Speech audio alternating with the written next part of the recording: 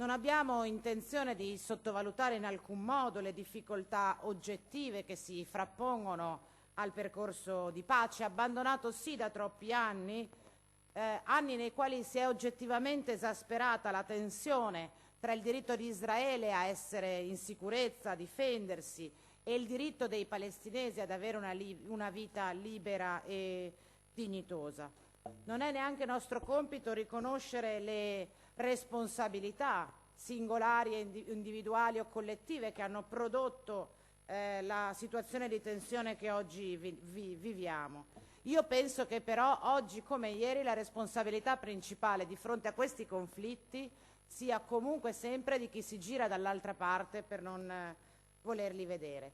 Riteniamo che oggi sia stato superato il segno del conflitto in Medio Oriente. Lo abbiamo superato e visto superare il 7 ottobre con la ferocia dell'attacco di Hamas che ha ucciso centinaia di israeliani. Lo vediamo tutti i giorni il segno superato di fronte al disastro umanitario a Gaza dovuto all'assedio militare di Israele, e pensiamo che non si possa assistere in silenzio a quanto sta avvenendo in questo momento.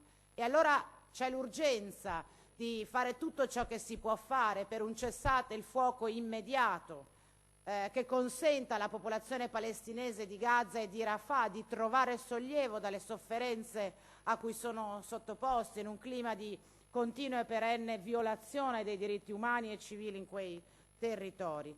C'è l'urgenza di spingere l'Europa ad un'iniziativa concreta di pace affinché torni ad essere il perno delle alleanze atlantiche attorno a cui costruire un percorso di pace che non può essere altro che quello che prevede l'istituzione di 2 popoli e 2 Stati e dunque il riconoscimento dello Stato di Palestina.